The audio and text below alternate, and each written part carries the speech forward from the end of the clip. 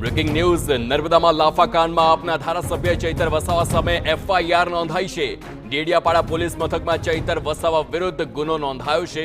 ચૈતર વસાવા સામે ભાજપના નેતા સંજય વસાવા સાથે ઝપાઝપીનો પણ આરોપ છે।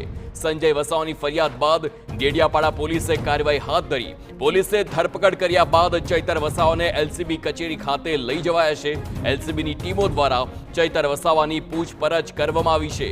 ચૈતર વસાવા સામે ગુનો નોંધાતા સમર્થકોમાં ઉકળાટ જોવા મળ્યો તેવી પરિસ્થિતિ સર્જાઈ છે અને મોડી રાત્રે આ દ્રશ્યો પણ જોઈ શકાય છે।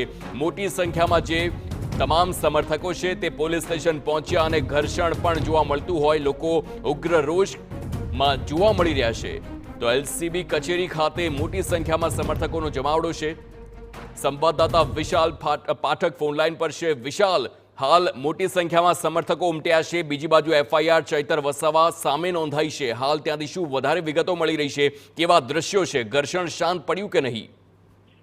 ચોક્કસ જો કહી શકાય કે અત્યારે જે સમર્થકોનો જમાવડો છે એલસીબી પોલીસ સ્ટેશનની બહારના જે ગેટ છે ત્યાં લગભગ 200 જેટલા લોકો ત્યાં બેસીને એક રામધૂન બોલાવવાની શરૂ કરી છે અને જે ઘર્ષણ હતું તે અત્યારે ઘર્ષણ તો બંધ થયું છે, પરંતુ સમર્થકો ત્યાં બેસીને આ રામધૂન બોલાવી રહ્યા છે અને ચૈતર વસાવા વિરુદ્ધ અત્યારે ગુનો દાખલ કરવામાં આવ્યો છે અને નર્મદા પોલીસ દ્વારા એસઆરપીની એક ટુકડી રાજપીપળા ખાતે એટલે કે એલસીબી જે છે ત્યાં એક ટુકડી રાખવામાં આવી છે અને બીજી એક ટુકડી છે એ ડેડિયાપાડા ખાતે મોકલવામાં આવી છે, જેથી કરીને જો કોઈ મોટી કોઈ એવી ધમાલ ના થાય ને એને ટાળી શકાય।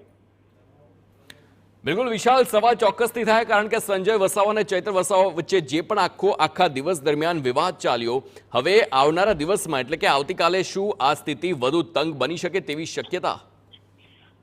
જી કહી શકાય કે અત્યારે જે જમાવડો છે તેને લઈને જે બેઠેલા લોકો છે 200 લોકો જે બેઠેલા છે એને લઈને જોતા લાગી રહ્યું છે કે તંગ જેવી સ્થિતિ થઈ શકે, પરંતુ નર્મદા પોલીસ દ્વારા શાંતિ જાળવવા બાબતની પણ અપીલ કરવામાં આવી રહી છે અને જે આ જે લોકો છે એ લાગી રહ્યું છે કે આખી રાત સુધી ચૈતર વસાવા જ્યાં સુધી એમને છોડવામાં નહીં આવે ત્યાં સુધી એલસીબી પોલીસ સ્ટેશન ખાતે જ આ લોકો બેસી રહેશે।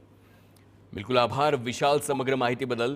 તો 200 લોકોનો જમાવડો પોલીસ સ્ટેશન ખાતે ને હવે આ મામલો વધુ ઉગ્ર બને તેવી શક્યતા છે કારણ કે મોટી સંખ્યામાં ચૈતર વસાવાના જે સમર્થકો છે તે હાલ પોલીસ સ્ટેશન પહોંચ્યા છે અને રોષે ભરાયેલા છે। હવે આખરે ચૈતર વસાવાની તેમના વિરુદ્ધ જે ફરિયાદ નોંધાઈ છે ત્યારબાદ શું કાર્યવાહી થાય છે, પૂછપરછમાં કયો નવો વળાંક આવે છે તેની પર સૌ કોઈની નજર રહેશે।